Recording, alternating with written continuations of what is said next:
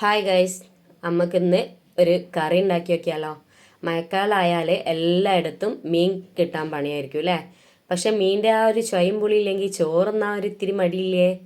അപ്പം നമുക്ക് ആ മീൻ കറീൻ്റെ ഒരു ടേസ്റ്റിൽ കൈപ്പങ്ങ വെച്ചൊരു കറി ഉണ്ടാക്കി നോക്കിയാലോ. വരും നോക്കാം.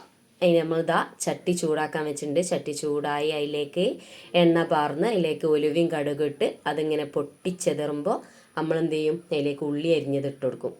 എന്നിട്ട് അതൊന്നുണ്ട് നന്നായിട്ട് വഴറ്റിണ്ട് വരുമ്പോൾ അതിലേക്ക് പച്ചമുളകിന് ഇട്ട് കൊടുക്കും.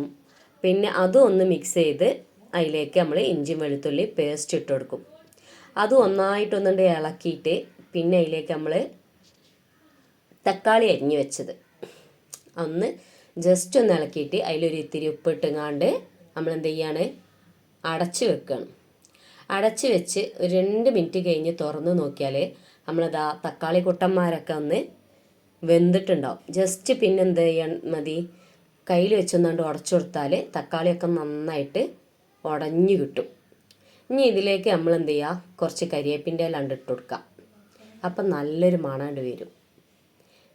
ഇതൊന്നായിട്ടൊന്നുണ്ട് ഇളക്കിയിട്ട് ഇതിലേക്ക് നമുക്ക് പൊടിവകകൾ ഇട്ട് കൊടുക്കാം. ഇനി പൊടിവകകൾ എന്ന് പറഞ്ഞാൽ നമ്മൾ മീൻ കറിക്ക് ഇടുന്ന അതേ സാധനങ്ങൾ തന്നെ. മുളക് പൊടി, മല്ലിപ്പൊടി, പിന്നെ ഗരം മസാല, പിന്നെ ഒരിത്തിരി മഞ്ഞൾപ്പൊടി.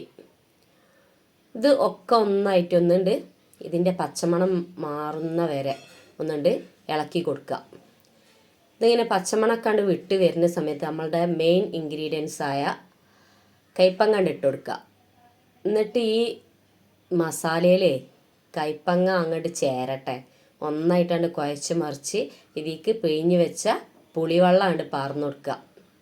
അങ്ങോട്ട് പാർന്നു കൊടുത്ത് ഇതാ ഇനി ഇതൊന്നുകൊണ്ട് വേവിച്ചെടുത്താൽ മതി, കറി സെറ്റ്.